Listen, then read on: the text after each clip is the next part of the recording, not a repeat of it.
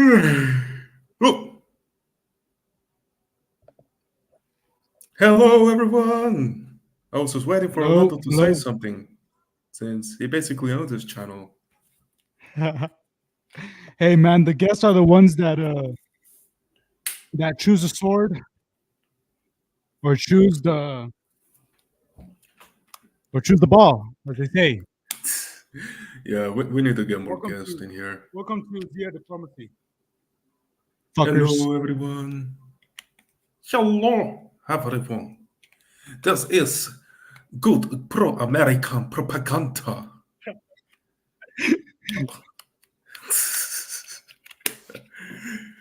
Man, it was kind of funny. Like, what were you saying that Russia was a mature kid the other day? Like, I mean that's I don't want to deny it, but all Well, right, man.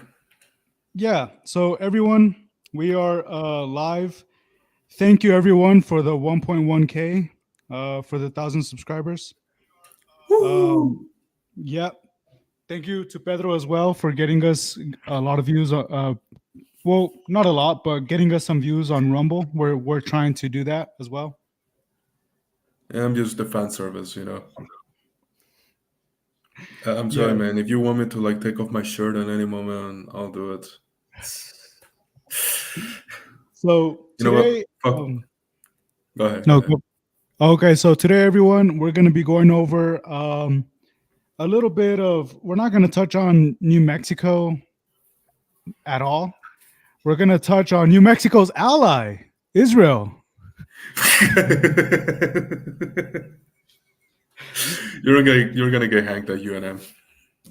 Oh, I'll get hanged at UNM, but YouTube will make sure and not take the stream down of my hanging.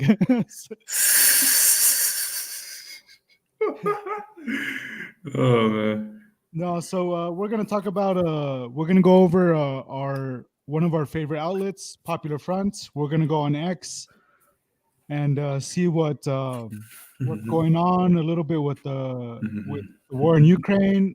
We're gonna go over Mexico and we're gonna see some diplomacy now. So yeah, let's get into this. Pedro. All right. Let's see. I mean, a lot of stuff has been happening, huh? On Israel. Yes, a lot of stuff. Yeah, so I got that link that you sent to me. I'm about to share the screen. Yeah. For some context, but you probably already know Iran has recently bombed Israel with around 180 ballistic missiles, and most of them were actually intercepted by the Iron Dome infrastructure. And of 180 missiles, there was only one casualty committed by Iran, and that casualty was actually a Palestinian. Oddly enough, had to be. Of course, it had to be. They're not the smartest out there. Yeah, the I'm pretty sure you saw the videos of the missiles. Were a lot of them intercepted? Do you know, or did some get through? Some of them went through, but they really did minor damage. The ones that hit, they hit pretty far away. And overall, there was only one casualty in total. And funny enough, it was actually a Palestinian man who died. It was as a Hmm. response to like the recent offensive that Israel is doing in southern Lebanon as a way of disarticulating the Hezbollah paramilitary group.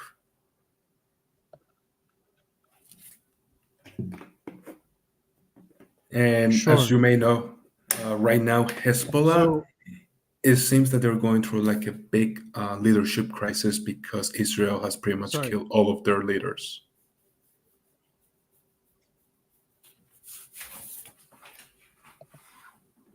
Yeah. So there's a it's by a channel called Visual Politic in English. The summary says that Israel has vowed revenge following the attack of over 180 missiles by Iran. So, this video is gonna answer the retaliation. The possible retaliation that might do.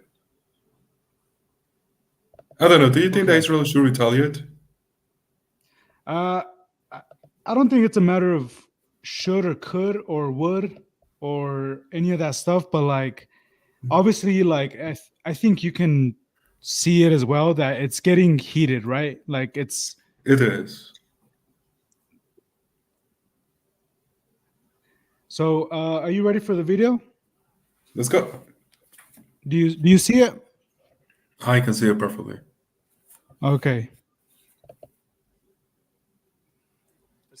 A facility which became the most important offshore crude oil And you can hear it too, right? Every day, 90% Yes. of Iran's oil exports pass through here. If this terminal were destroyed, Israel or any other Western power could, virtually overnight, sign the death warrant of the Ayatollah's regime. Iran is a country that lives off oil. It's estimated that more than half of the government's budget comes from black gold. As a consequence, it's this same oil that finances terrorist groups such as Hezbollah, the Houthis, and Hamas. The missiles and drones that have rained down on Israel this past year were funded by Iranian crude oil. The 7th of October 2023 terrorist attacks were as well. And in general, almost every source of recent Islamic conflict in the Middle East has originated from the same place, from fossil fuel exports passing through Karg Island. These days, this is truer than ever. In the last 2 years, Iran has experienced a huge bonanza in its oil fields production. It's estimated that its production has doubled in just a couple of years. To give you an idea, we're talking about an increase of about $40 billion a year that's fueling the Iranian engines of war. However, it would all be nipped in the bud if the island of Karg were bombed. If that were to happen, Iran would have nowhere near the capacity to continue exporting the crude oil that passes through the terminal, because the only other routes through which it could send its exports are the Gored-Jask pipeline or other smaller terminals, such as those at... This is the Gored-Jask pipeline. North-South transport corridor through which they go in. Yes, it seems to be. And Wow, it is actually, it is immense. that is an immense pipeline. It stretches from St. Petersburg all the way to Mumbai, India. Yeah. Like, holy shit, it kind of makes you think that, Europe tends to like centers a lot in itself. But when you actually go outside of like that peninsula, there's a whole like economy, there's a whole culture and a whole like civilization that is going on, like what is that side of the planet, a whole different way of perceiving life. Sure. Like it's so interesting that whenever I don't know how it is so much in Spain, I could imagine that maybe it's the same way, but there's such an antagonism towards oil, towards fossil fuels, towards energy, right? Energy in general. Yeah. But like you said, outside of the peninsula and other cultures, it's like water. Exactly. I mean, and it's part of the reason is because environmentalism noble, it is noble, it is necessary. However, oftentimes it is something that only developed countries can actually afford. It is only in European countries that you will observe like the Just Stop Oil protest or Greenpeace movement. But it's very difficult for that to actually have any success in a country like Pakistan or India. They're actually still in the process of development. And that is something that a lot of like first worlders actually need to consider. Yeah, it's a point of privilege for sure. Yeah. All right, let's continue. Let's go. Lavan and Siri. However, these alternatives are currently nowhere near able to handle such volumes of cargo. At best, of the 90% of oil and gas passing through Karg, these alternative terminals would be able to process 20 to 30%. This means that at least 60 to 70% of the exportable crude would be left without a viable export route. But of course, all this is assuming that moving the oil would be a simple task. Yet, most of the black gold exported from Karg comes from oil fields in southwestern Iran near the Persian Gulf coast. Diverting this crude to other terminals, even those in the east, would require significant expansion of existing pipelines, which would take a long time and huge investments. Likewise, the infrastructure at the other terminals is not prepared to support a sudden increase in the volume of exports. Storage, loading, and unloading capacities at terminals such as Lavin or Siri would have to be adapted to accommodate all production. And of course, let's not forget that these other terminals already have their own traffic that keeps them busy. Conclusion: taking Iran off the geopolitical map would be as straightforward as missile blasting a small island off its coast. After that, practically half of the government's budget would disappear. The local economy would enter a deep recession close to minus 15% of GDP. Inflation and unemployment would skyrocket. Political instability and protests would shake the country. Proxy groups such as Hezbollah and Hamas would lose much of their funding. And in short, the great enemy of Israel, and in general of the West in the region, would be forgotten. The question is, why don't they do it? Why doesn't Israel or the US destroy Karg Island?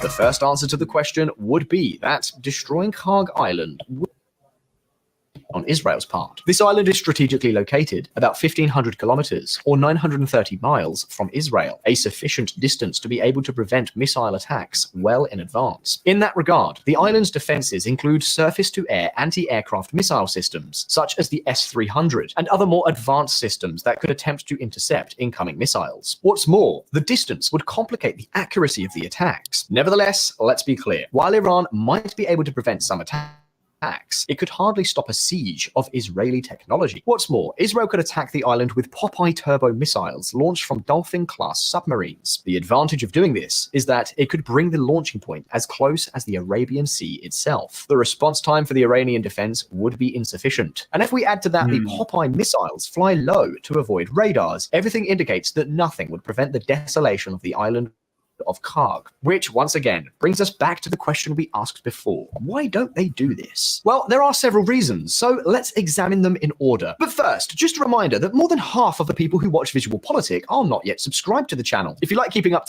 So we're essentially going to go over the reasons why the Western powers have not destroyed this island, right?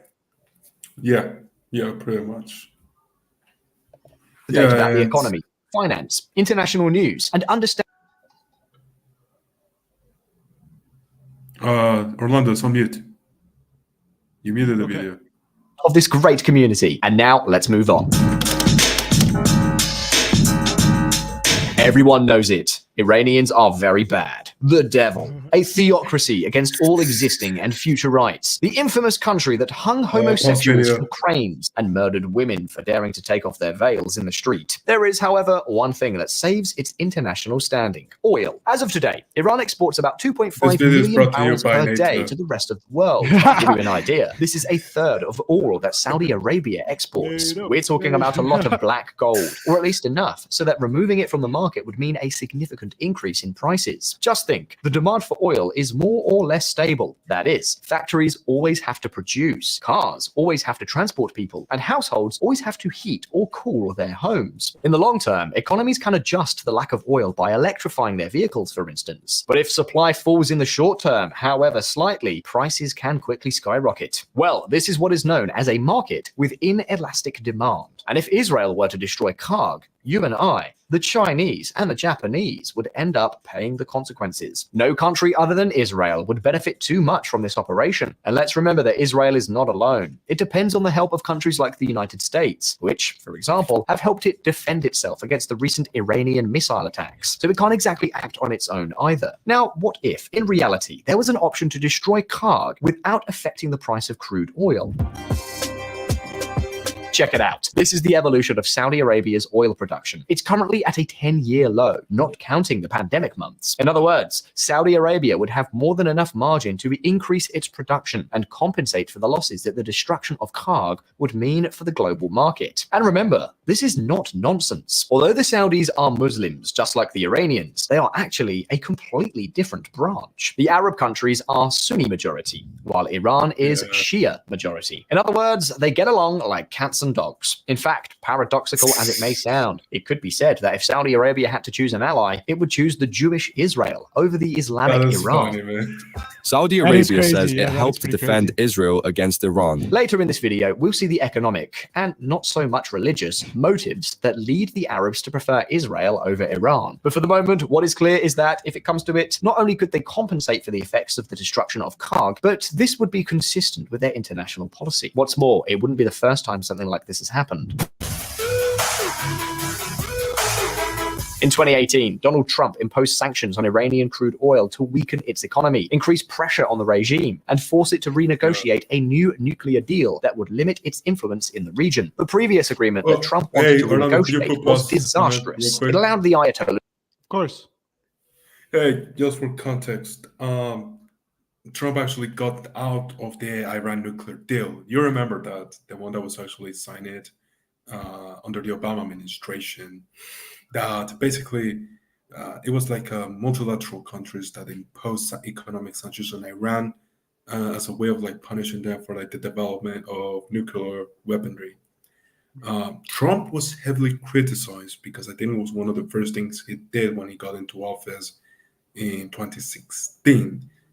And though there might be criticism in regards to like getting out of it so quick, to give some credit to Trump, Iran was actually proven to have violated several items in the Iran deal.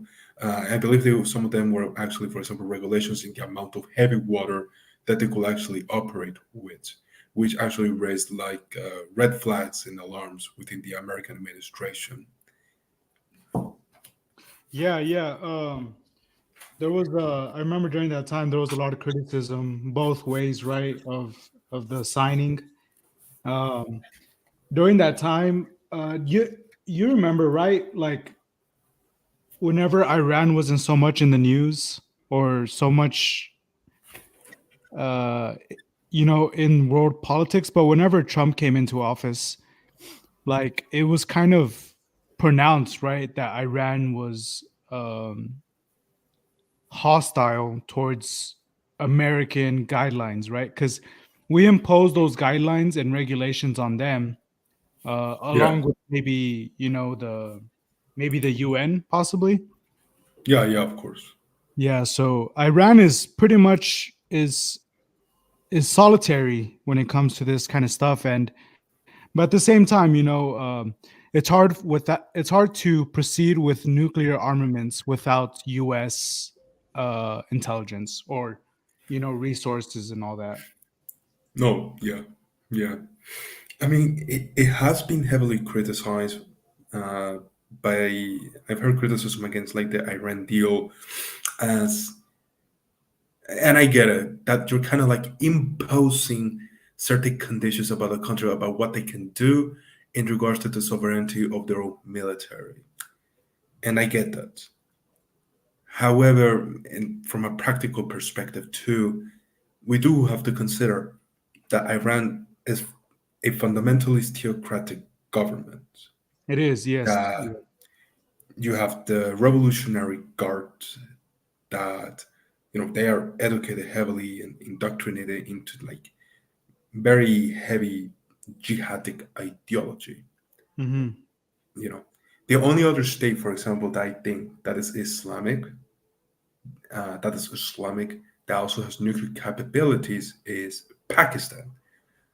And I keep saying that we do need to pay attention between the relationships between Pakistan and India, because there is a possibility that a nuclear catastrophe could actually come out of the conflict, out of that region. So I totally understand too, like why the more neoconservatives within the American government and also like the Israelis do not want Iran to actually have nuclear capabilities. Exactly. And you remember a long time ago there was a debate between Christopher Hitchens and I think maybe his brother Peter Hitchens about the Iraq War. I don't know. I don't think I ever heard it. Well, you remember Christopher Hitchens, right? Christopher Hitchens. Christopher. It sounds to He me. he wrote the book God is Not Great. No, I don't think I have. Well, he I'm you know sorry. Sam Harris, right? Of course, yeah, Sam Harris. Yeah. Okay, they were part of the same like anti-God, anti-religion movement. Oh, okay. Okay. And yeah, and Christopher Hitchens argued that like he was pro Iraq war in a sense, not so much, but in a sense because of that reason. Why give Islamist ideology nuclear capabilities? Why give religious fundamentalists uh, nuclear weapons? Because they're probably going to be more prone to activate them, more prone to use them. Absolutely. Especially if they're in a situation. I mean, two things could actually happen, like either A, for example, it was an accident, or B, maybe you had like, an Islamic government that was somewhat rational. But the thing is, crazy people do exist, and Exactly. they could like find a way. Maybe the Ayatollah himself doesn't want it, but maybe there are members within his own revolutionary guard that would actually love to be able to use them as a way of, I don't know, reach some sort of like martyrdom and redemption towards like the Yeah. Islamic cause. Exactly. Exactly. I've always been critical or like some of like the anti-atheism philosophies that Sam Harris or Christopher Hitchens spouts. But they are consistent in regards to like criticizing both like Christian absolutism, but also like Muslim absolutism. Exactly. Exactly. And also, like, let's say a Christian nation was, let's say it was flipped, right? Let's say Iran was Christian, and the whole world was, um, you know, most of the world was Islamic. The Christian fundamentalists would probably use nuclear capabilities as a means to kind of, make their footprint. We exist and we're gonna be here. Don't fuck with us. Iran. I'm pretty sure Iran wants to create that crescent, right? Where like Right. uh, the nostalgia of Persian Empire and all that. It's kind of funny because now that I think about it, I do believe that you can also apply that to ideology too, because I've heard of like this concept that some of the Nazis had in regards to actually like hiding all of like the German Aryan people in bunkers and just bombing the whole planet with nuclear bombs so that out of the ashes only like the perfect Aryans come out so they can repopulate the earth. The That's heavy. 40s were That's heavy. crazy. That's pretty messed up. That's pretty messed up. Oh, this one is also funny. Uh, have you ever heard of Posada? No. He was Argentinian Marxist ideologist, philosopher, who actually proposed the idea that we need nuclear annihilation because out of the ashes we can actually create a communist utopia. Yeah, dude. That's the thing, man. These people are crazy, bro. These people need to get laid more. I feel like it boils down to that. Yeah, Also, yeah. for some reason, also the Posadas say that dolphins are aliens that communicate with humans. Well, I believe that more than the fucking. I believe that more than the virgins,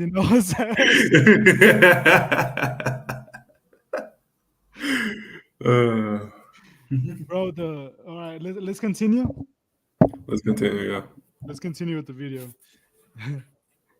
was to freely develop their nuclear program after 2025. Not surprisingly, the former US president saw this as a long-term problem that needed to be solved. The sanctions were simply a way of extorting the regime. Both the US and its allies stopped buying Iranian oil, and after that, the country suffered a severe economic crisis. Many of the protests we've seen in recent years could be linked precisely to the economic chaos resulting from these sanctions. With this strategy, Trump wanted to force the Iranian government to completely cease its nuclear program, as well as limit its funding to military groups such as Hezbollah. However, over time, Iran managed to recover, began to trade more with China, and to use trade strategies that allowed it to dodge sanctions to a large extent. And why am I telling you all this?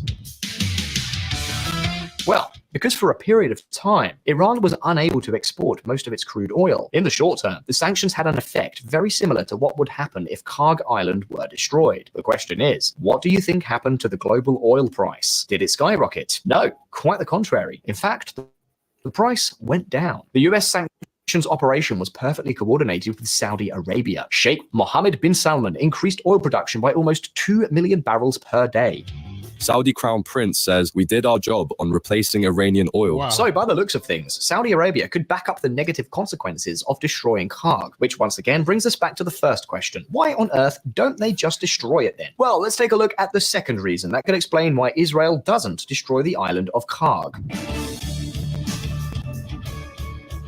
Look at the following map. What you're looking at here is the Strait of Hormuz, with all the ships, mostly oil tankers, passing through it in March 2024. It turns out that 20% of the world's oil passes through the Strait of Hormuz. 33 billion cubic meters of gas also pass through it. And it just so happens that Iran owns the entire northern coast of the Strait of Hormuz, which it could easily block if it lost its head. While we've said that attacking Karg would be a problem because it would take 2 million barrels per day of Iranian crude oil out of the market, a blockade in the Strait of Hormuz would mean a loss of 18 million barrels per day. That's 9 times more. Basically, almost all the black gold of the Arab nations passes through there. And I'm telling you that even if all the countries of the world joined together, they wouldn't be able to compensate for the problem that such a blockade would cause. There's simply no choice. At present, there are only two alternatives to crude oil transportation, namely the Petro Line and the Abqaiq-Yanbu pipeline that crosses Saudi Arabia to the Red Sea. Between them, they have a maximum capacity of 5 million barrels. So no, they wouldn't be able to compensate for a blockade in Hormuz. If Iran were to blockade the strait, it would trigger the worst energy crisis in history. The Ayatollahs know this very, very well, and have made the threat of a blockade one of their main diplomatic threats.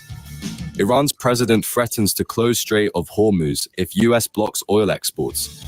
Iran says could close Strait of Hormuz views Israeli presence in UAE as threat. Iran threatening to close the strait is a bit like the boy crying wolf. The danger's always there, but never happens. The problem is that if it does happen, it will be a massive one. The truth is that Iran has been buying specialized weaponry precisely to achieve this objective in case it needs it. We're talking about anti-ship ballistic cruise missiles with ranges of up to 300 kilometers. That's over 185 miles. Missiles capable of hiding from radar, and high-speed boats capable of lightning attacks on ships in the middle of the ocean. And yes, I know what many of you are thinking. Could Iran, with a destroyed economy after losing Karg, really blockade Hormuz for a long time? Could it really compete against the US military that could come to relieve the blockade? Well, yes. Because it's not a matter of all-out war, it's a matter of asymmetric warfare. That is, to blockade Hormuz, Iran doesn't need to control the region militarily. All it needs is to be able to launch missiles from time to time to attack oil tankers and civilian transport vessels. By doing so, it would instill enormous fear in the oil companies, which would stop sending ships through the strait. The key is not to physically block the passage, but to simply instill enough terror to render it basically unusable. What's more, in reality, it wouldn't even be necessary for Iran to conduct direct attacks. For example, one thing it could do would be to conduct mine exercises and simulate an accident. That is, it could declare that some mines fell into the strait unintentionally during exercises. Simply with that move, as the tankers would know that there are mines in the sea, they wouldn't dare to pass. And do you know the worst thing?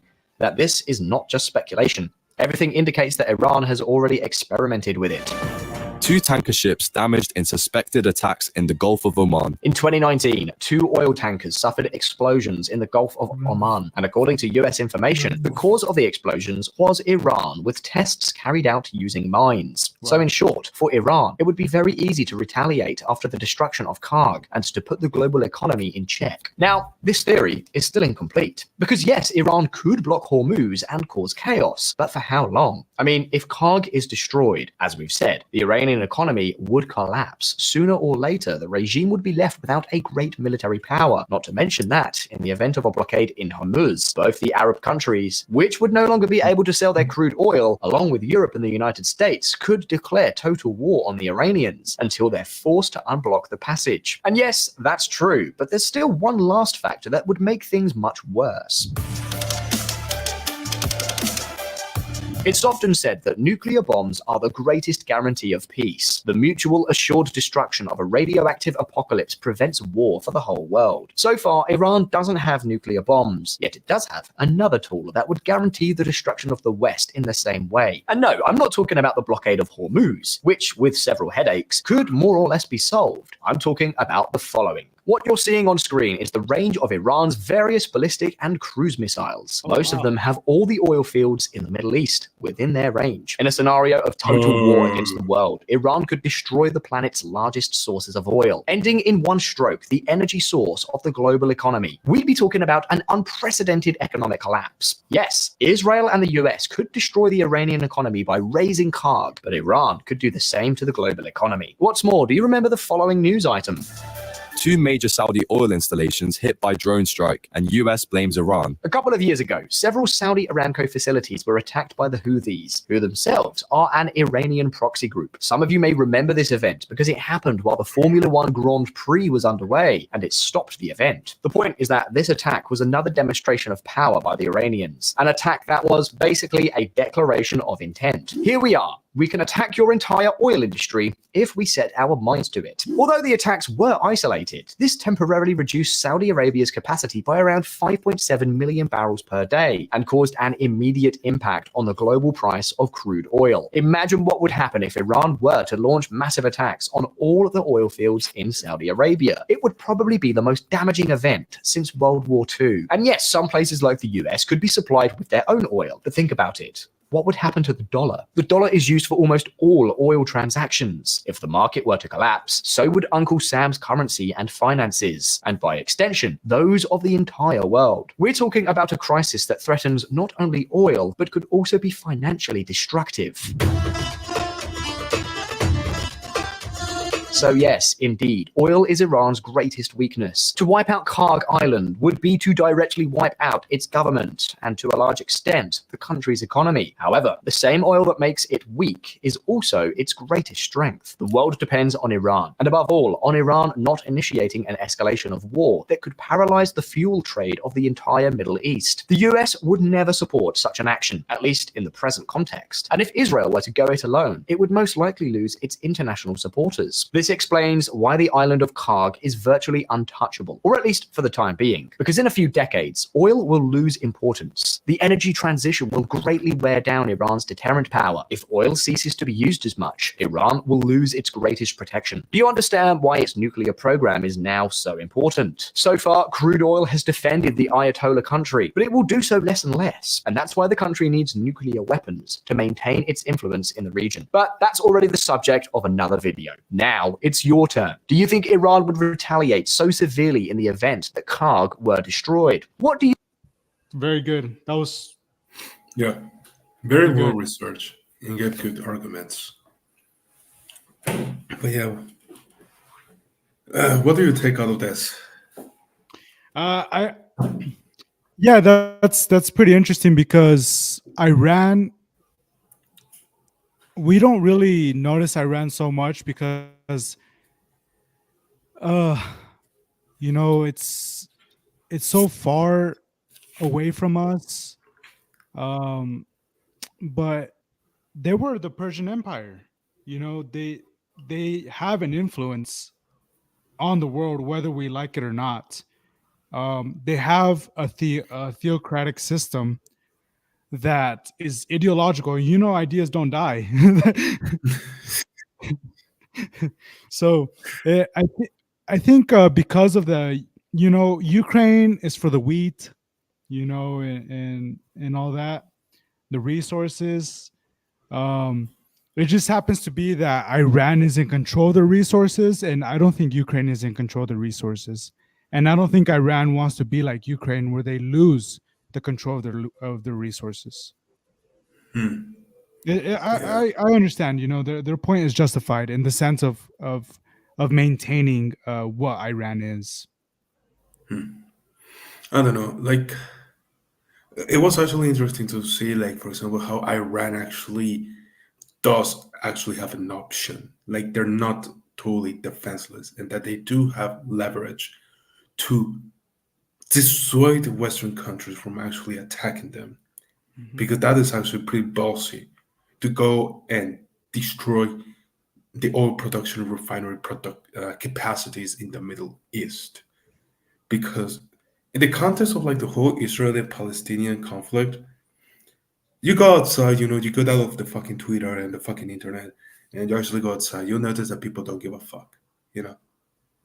Yeah, yeah. But We maybe barely people give a was fuck. Me and you barely give a fuck, and we talk about this. yeah, yeah, it's just something to pass time. But people might change their opinion the moment that when they actually have to go to the gas pump. That's the crazy part. Yeah, yeah. I would definitely fucking notice. Americans notice. That's all we do is fucking use gas. That's all. That's. we should have gone nuclear a long time ago, to be honest. I know. Yeah. Yeah, man. Yeah. Hold Fun up. fact. Let me get my vape. Oh man, I wish I had one of those. Dear viewer, Orlando has decided to get one of his vapes so he can actually infuse himself with nicotine. Uh, don't Yes, do that. it's a Don't nicotine do that. vape. It's not weed. Yeah. It's nicotine. Yes.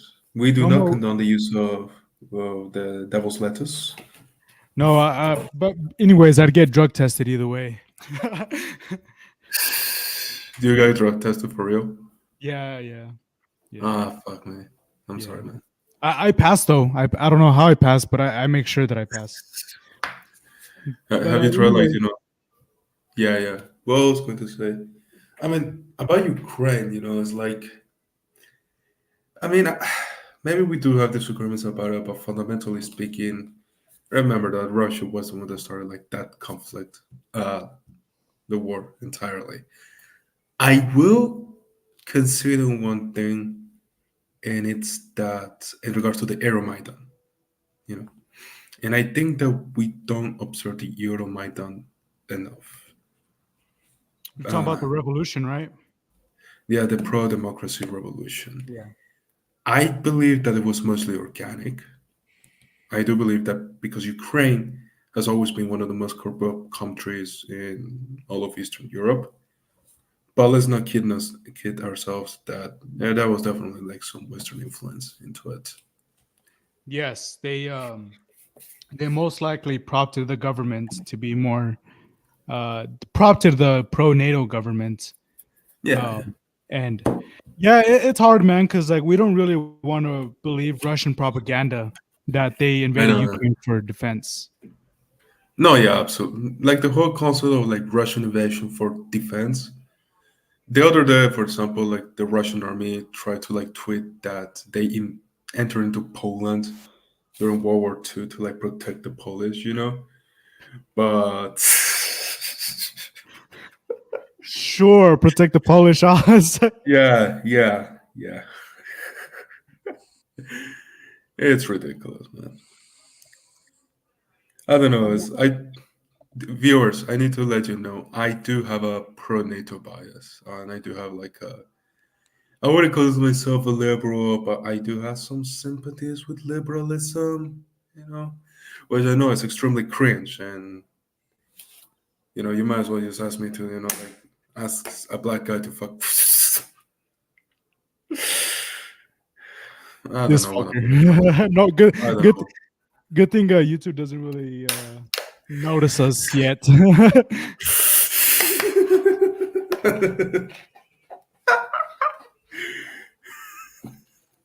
I think that our minds are just poisoned by internet, man. No, for reals, yeah. Yeah, yeah. We're gonna go over popular fronts. We're gonna see what's going on with our homies at popular fronts. Let's go. Let's I will, go. but I will always be pro popular front. Bro, their comment section is always a shit show. It's hilarious. All right, so They- we're they- gonna go over this. Did you see that video about the shopping mall in I think Jaffa in Israel? what? No, was there an attack? Yeah, yeah. Let me show you. Oh, Jesus. You can see my screen, right? I can see your screen, yeah. Houthis launched a pair of missiles at the Israeli city of Jaffa today, which was, I believe, yesterday. The IDF claimed to have shot down one of the missiles, but did not address the alleged second missile. No casualties were reported as a result of the attack.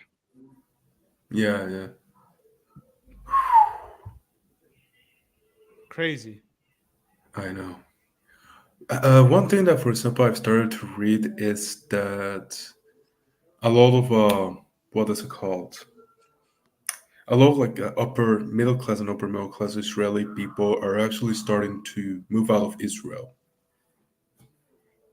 and for two reasons. One is that they don't feel safe, especially after October 7.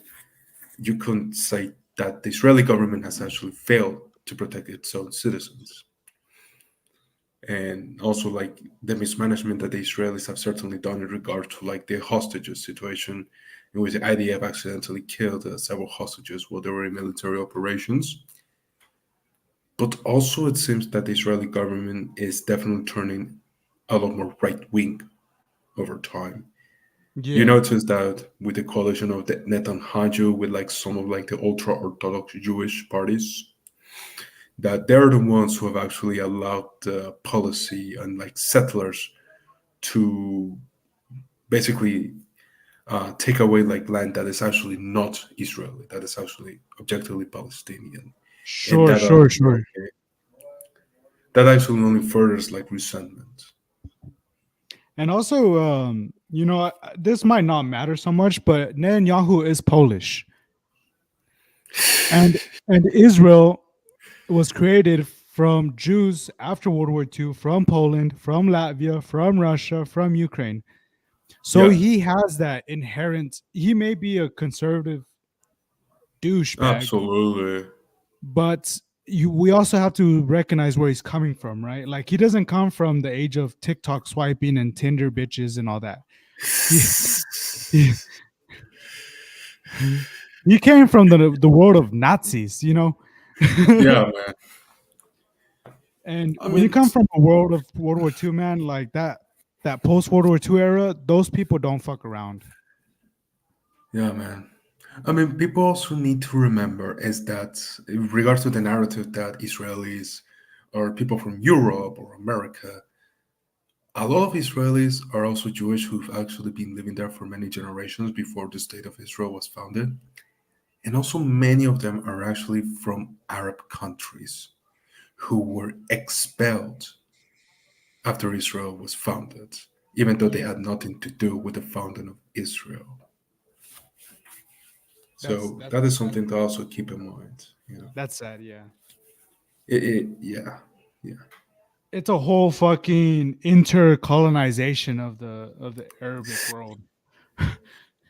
I mean, the Arabs colonized first. Let's get that clear. You know, look at the fucking map: North Africa, the Middle East. Like, where Yeah, do you think that came from? You know, sure. That's wild, man. it is I don't wild. know. Yeah, let's see what this is. I don't know what this is. Oh, this is just a Uh, popular. yeah, yeah, that's their trademark. Let's see. A lot of What is? shit going on. Yeah, there's.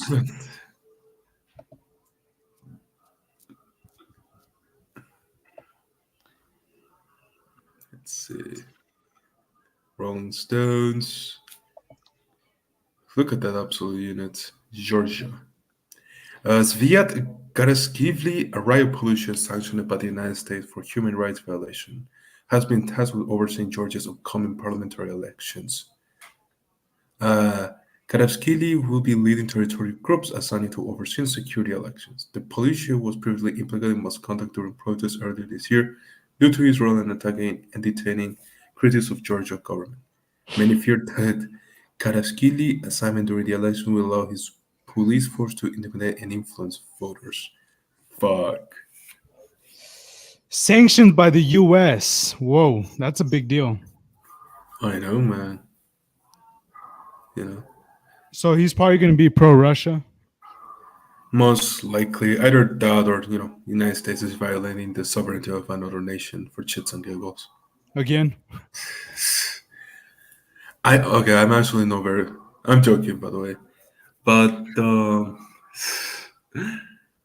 I don't know enough about Georgia to actually form an opinion.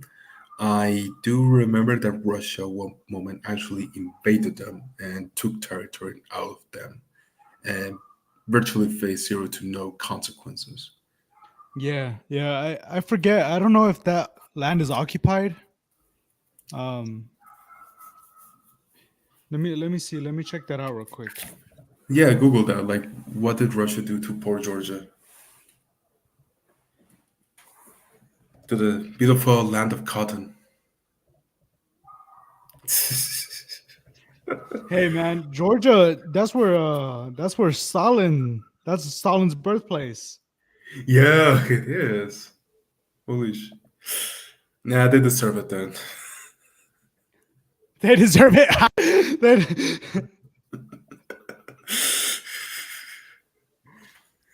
Here we go. U.S. State Department, so you know that this is completely legitimate and objective. Oh, yeah. No propaganda here.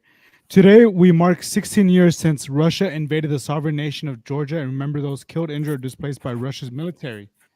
To this day, Russia continues to occupy 20% of Georgia's territory and will impose on the people there, claiming the transfer of strategically important lands in Abkhazia to Russia and taking steps to establish a permanent naval base in Ochachmchire, whatever. Whoa, Oshamshia. that is wild. Hmm. The United Oh, States. oh, my bad, my bad. Yeah, let's read that paragraph. The United States remains steadfast in support of Georgia's sovereignty and territorial integrity within its internationally recognized borders. We call on Russia to fulfill its commitment and obligations under the 2008 ceasefire agreement to withdraw its forces to pre-conflict positions and allow unimpeded access for the delivery of humanitarian assistance. We also call on Russia to reverse its recognition of so-called independence of Georgia's Abkhazia and South Ossetia regions. These regions will allow tens of thousands of internally displaced people to return to their homes safely. The United States' support for the people of Georgia in the pursuit for a Euro-Atlantic future and a peaceful solution to the conflict is enduring. That's interesting, actually, Yeah, because that is actually like within like the context of like I guess it's called like the Caucasus. No, like the stans where Armenia is, Turkey, and Turkmenistan and all that. there's been more efforts by the West to try to approach these countries in order to make them pursue greater relationships with NATO and all of that. The most recent example I can think of is when actually France is helping Armenia in the development of their military and sending them military aids and advisors. And this came after what was the name? Turkmenistan, was it? Or Serbia? One of those times. I think it was Azerbaijan. Probably Serbia. No, it was not Serbia. This is Armenia. It's Oh yeah, next to and Turkey. Azerbaijan and all that. After Azerbaijan took control of Nagorno-Karabakh, Yeah. which it was already agreed upon by Russia, Turkey, and Azerbaijan. That actually forced like all of like the Armenian people out of the region, out of the place. Keep in mind, Armenia is kind of like at least used to be part of like what is like the influence of Russia, the defense pact. But after that situation, after what is basically a betrayal by Russia, they're starting to approach the West, and France has been spearheading that approach. Yeah. The Nagorno-Karabakh conflict is an ethnic and territorial conflict between Armenia and Azerbaijan over the region of Nagorno-Karabakh, Azerbaijan. Yeah. inhabited by ethnic Armenians. It used to be inhabited by ethnic Armenians, but they had to be displaced. They were displaced out of it. Yo, that is wild. What the fuck, dude? Russia is just like the United States. They're just everywhere. Oh, let me tell you What the about like the fuck? Russian. Let me tell you about like the Russian ships that were in Venezuela. Of course. You know, Of course they would be there. they were just there for the women. That's it. Hey man, I don't blame them. I don't blame them. We both know, well, we both know what Venezuela's capabilities are. I mean, I mean, a lot of the Miss Universes. Uh, back when Miss Universe was actually being won by women. Uh, Hey man, I think me and you might have a shot this time, I think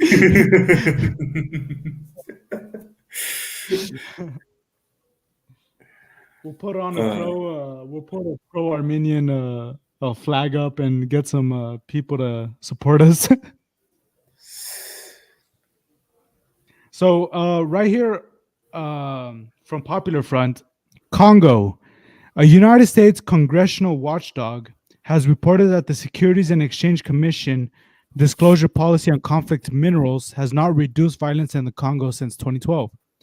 The rule, which requires companies to report their use of tantalum, tin, tungsten, and gold, has created little to no change, with armed groups still fighting over mineral control across the region. darn. Of course, company. You need to change. Well, there's that. There's that. There's Welcome to that. Congo. Do you So- think the Congo is purposefully being kept in disarray by Western countries, or do you think that that is just like the nature of the country? I think that's a, do you remember at UNM whenever there was oh dude, I forget when it was, but it was during the it was before all the Black Lives protests, before George Floyd. It was before most of this. But there was a group of people that were debating on UNM, and they were saying whether US infiltrated Guatemala and caused, the whole, you remember the fruit company and all that? Yeah, which is true. Yeah, which is true. And there was a group of students there that were saying, United States did have stuff, infiltration strategies in Central America, but not necessarily Guatemala. And that during the time of like that instability in Central America, a lot of the responsibility fell on the leaders of that country, right? Yeah. So that's how I see it right now. I understand that there's colonization that's happened, but that was years ago. Me personally, I'm tired of like context from the past and the entanglements. I think the leaders of those countries have to take responsibility and are accountable. I don't think France has nothing to do with any of that. They're sure they might. you know, because they're conflict minerals and conflict minerals are exported.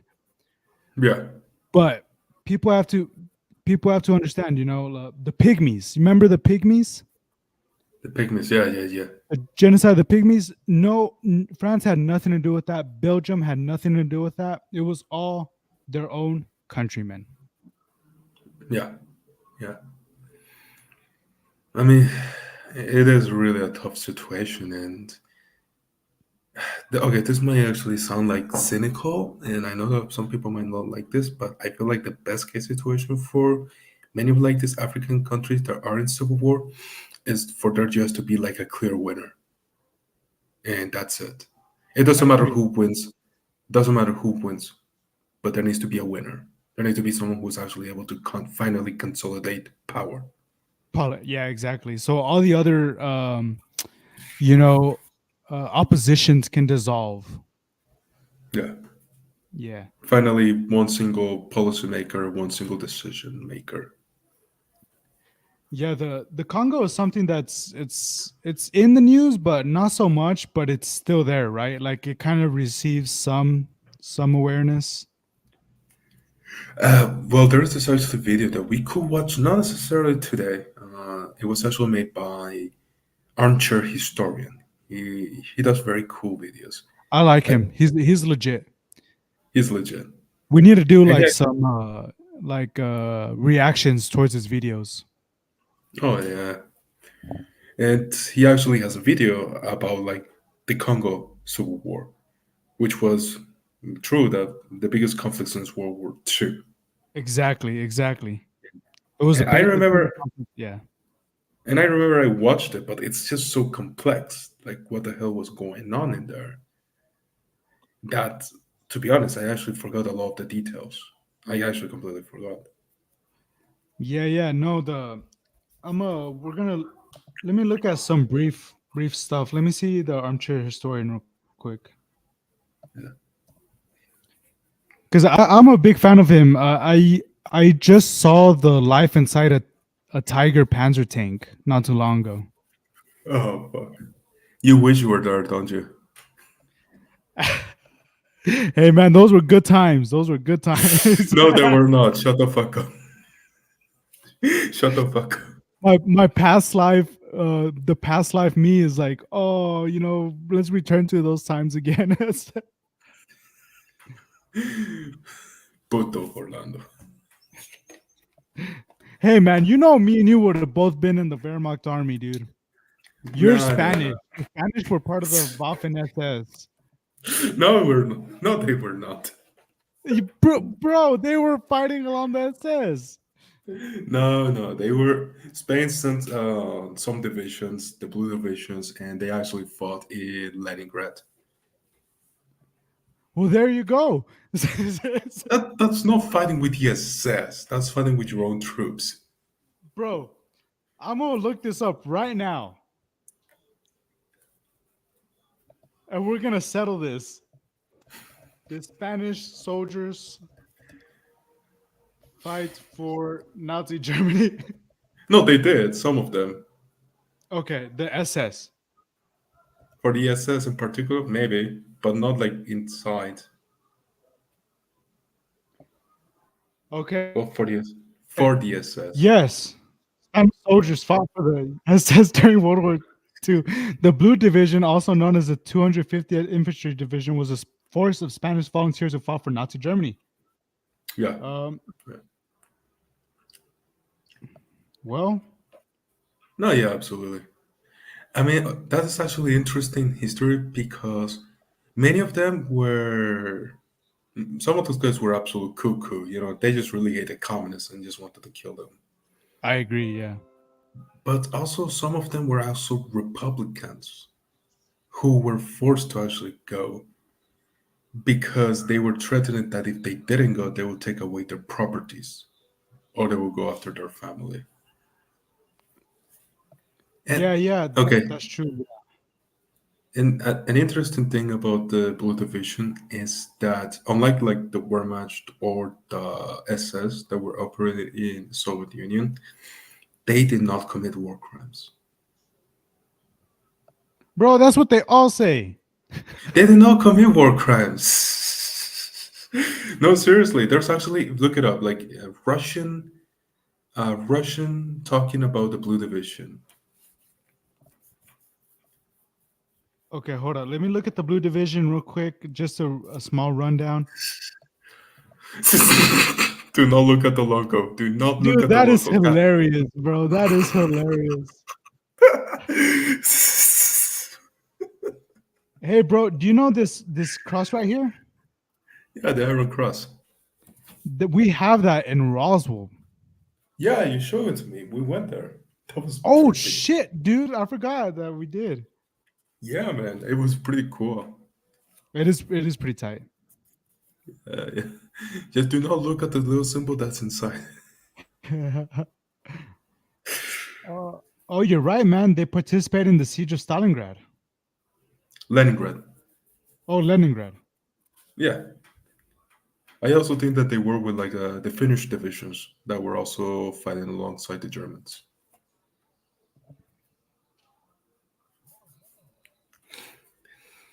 Through the balance, the massive Spanish army fell in his fashion, but which attempted to influence the new era, himself siding with the former.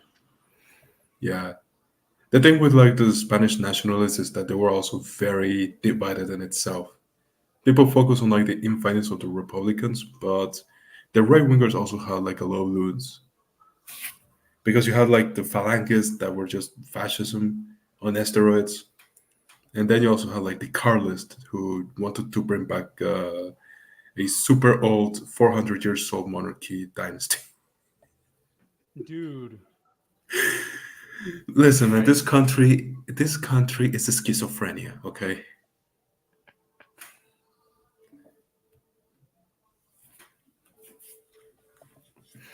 Are you talking about Spain? Yeah, man. Like, it is unhinged. Some of these people, I'm telling you. I think that only the Balkans surpass us in unhingedness.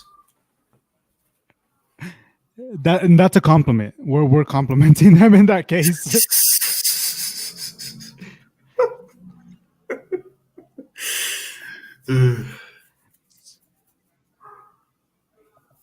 So let's see. We're gonna see just like maybe 2 minutes of this, just to get a little bit of context, because I don't really know much about this, either.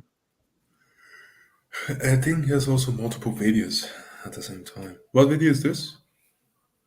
The Congo with the What armchair conflict? historian.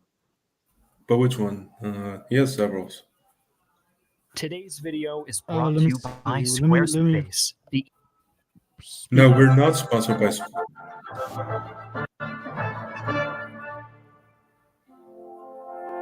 The Second Congo War has been called Africa's Great War, and according to Reuters News, it is the deadliest conflict since the Second World War, although the death toll is still the subject of vigorous debate. What makes this subject What was it, like 2-3 million is maybe? that as of this video's release, Probably. the conflict is still arguably going on, depending on how we differentiate different wars. Despite that fact, we'll do our very best to explain who's fighting who and why. Before we begin, I'd like to let you know we've got a Discord server up. We'd love to have you join. The link here is that the conflict was fought along both ethnic and national lines. Like we've mentioned before on this channel, post-colonialism has been messy, to say the least. As it turns out, when you draw national borders without any regard to That's Pedro's pre-existing ancestor right cultural there. identity, you tend No, to create no. countries Do full not of people associate me that with those well, savages. don't get along too nicely. The most important transnational force in our story is the Tutsis, a loosely defined socio-ethnic group that have historically lived throughout the African Great Lakes region. Most prominent in Burundi and Rwanda, they've long dominated the more populous Hutus in the same area. Why is that relevant? Because in 1994, the Hutus perpetrated a large-scale genocide, mostly in Rwanda, inadvertently creating a Tutsi diaspora. We're going to come back to the Tutsis, but for now, just remember that a great many members of this historically powerful group were dispersed all over the region. The second bit of backstory here is the First Congo War, which is arguably the same conflict as the Second Congo War. In 1997, Laurent Kabila, who led the Alliance of Democratic Forces for the Liberation of Congo Zaire, overthrew Mobutu Sese Seko, the military dictator of the Democratic Republic of Congo, or later renamed the Republic of Zaire. Kabila accomplished this with military backing from nearby nations, particularly Uganda and Rwanda, the latter of which at this point was once again controlled by a Tutsi-dominated government. Rwanda's motivation for removing Mobutu was to stymie cross-border raids by various guerrilla groups, including some Hutu extremists. Considering how small Rwanda's territory is, these raids essentially brought remnants of the previous Hutu government uncomfortably close to the capital. Uganda had similar concerns about the Allied Democratic Forces, a Sudanese-backed group that engaged in cross-border violence and kidnapping. And yes, the Allied Democratic Forces is a different group from the Alliance of Democratic Forces. Many of Kabila's soldiers were Congolese Tutsis, so they had a vested interest in creating a secure state that could defend their kinsmen. With the help of these and a few other outside factions, the AFDL were able to take control of the country in May 1997, marking the end of what is usually considered the First Congo War. Unfortunately for everyone involved, the peace lasted for only... Bro, that's a lot of territory change, man. I know.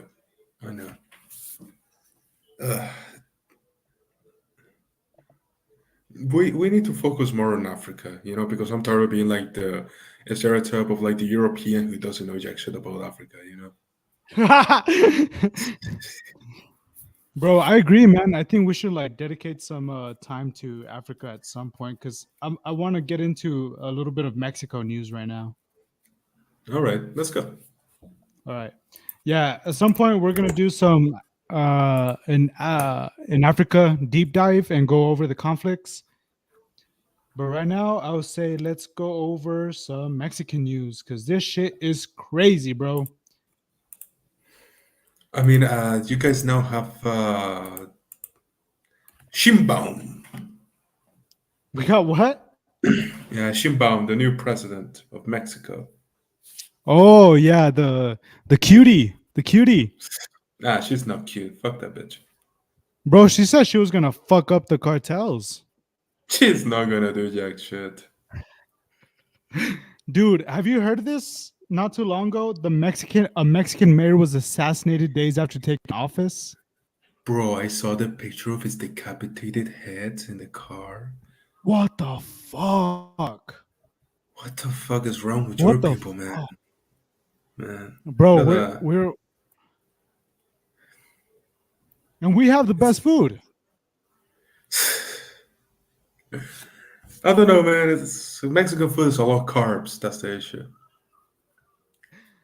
That's cheating. That's cheating. Carbs is so easy. All right, let's see what's going on. This happened a few days ago.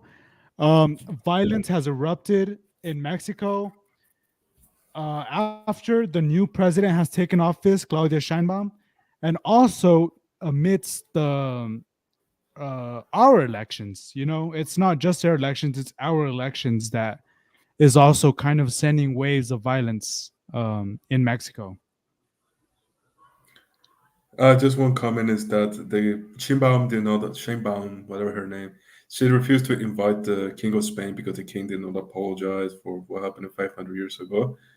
But she actually received a representative from the United States. Even though the United States pretty much conquered their land, 200 years ago, like yesterday? I don't know.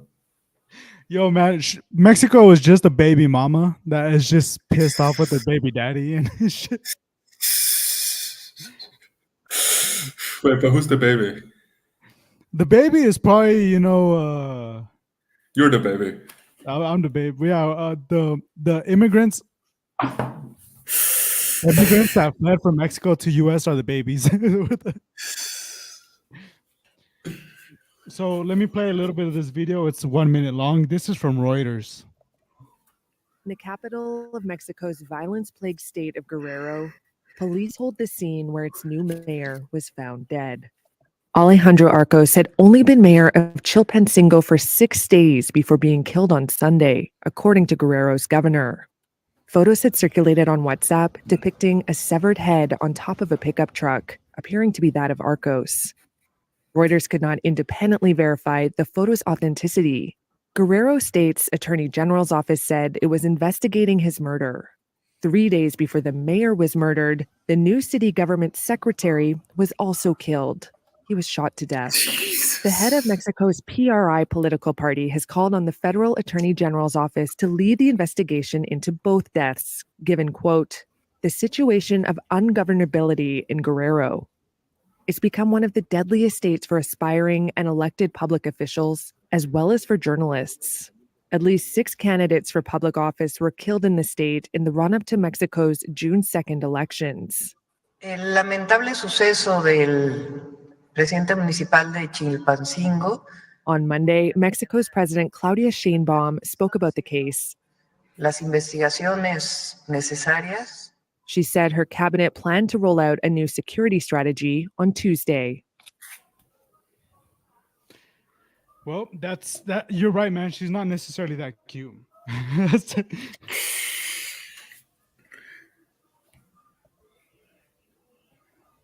Claudia Sheinbaum.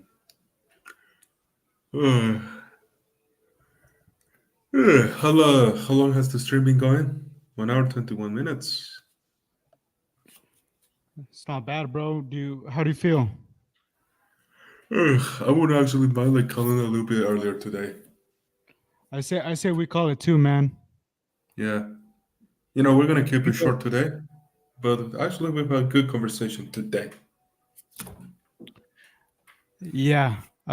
Everyone, thank you so much for watching.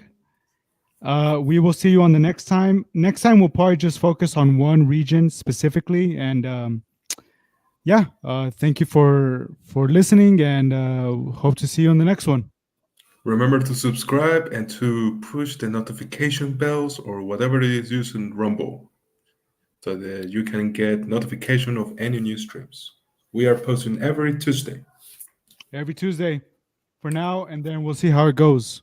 Thank y'all so much. Good luck, Orlando, in your date.